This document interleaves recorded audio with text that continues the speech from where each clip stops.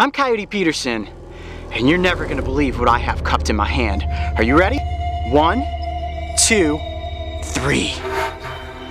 Yeah. Oh, it's going on my arm.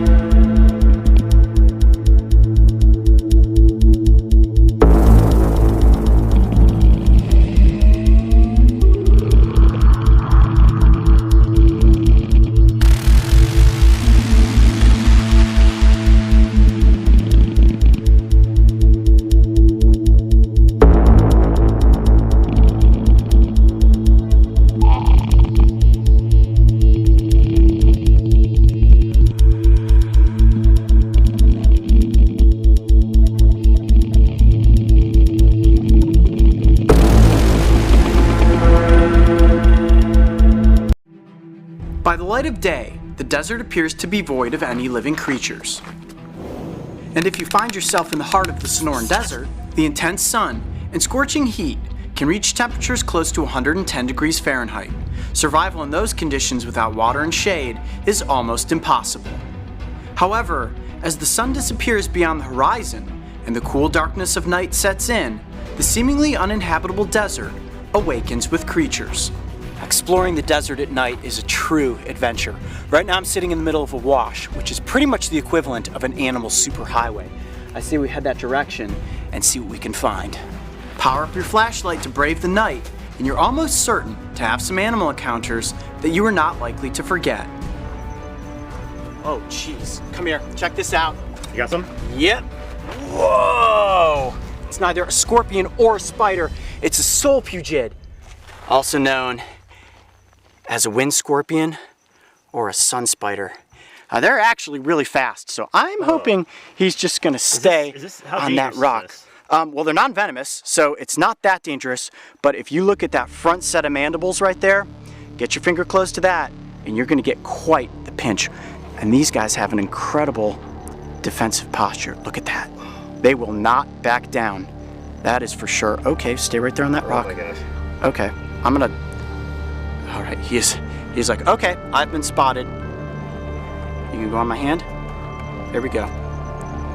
Look at that. Oh boy, stay there, stay there, stay there. Oh. Okay, don't want it on my back. Don't want it on my back. Get on my hand. Oh my gosh, it feels so creepy. Like a tarantula, only faster. Thankfully, it doesn't have a stinger like a scorpion. Look at that. Okay, stay. Now these arachnids have become incredibly famous on the internet. We actually have them all over the world, and there's some famous pictures out there floating around where people will actually hold them up in front of a camera with a forced perspective to make them look so much bigger than they really are. This is honestly the biggest one that I've ever seen. And just like any arachnid, they do have 8 legs, but this front setup here, which is actually 9 and 10, are the pedipalps. And unlike a scorpion, they don't have pinchers, but they have all these sticky little hairs. So let's say, hope he doesn't lunge out and bite me. If a moth flies towards him like that, you see that? Watch. Like that. He can grab with those pedipalps, and those little hairs are sticky, and then he shoves his prey right into those front mandibles, and oh, come here, come here.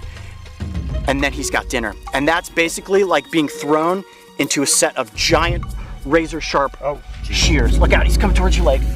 Okay, I got him, I got him, I got him. Okay, that gets your heart racing.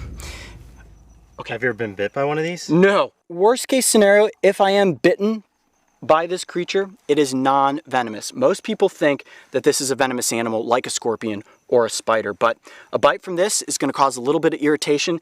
But if I take a bite, I'm gonna be just fine. Would you be willing to take a bite? Really had to ask that. I dare you. I mean, this is the biggest one that I've ever seen. It actually could kind of prove a cool point that they are not venomous, despite the fact that they look like they're the predator from Arnold Schwarzenegger's famous movie. Getting the speedy arachnid under control was rather difficult, but once I had it gently placed in my fingers, it was time to test out those vicious-looking chompers. I'm Coyote Peterson, and I'm about to enter the strike zone with the soul pugid. Ready? 1, 2, 3. Ow! Ow! Ah! Oh, yeah, can you see that?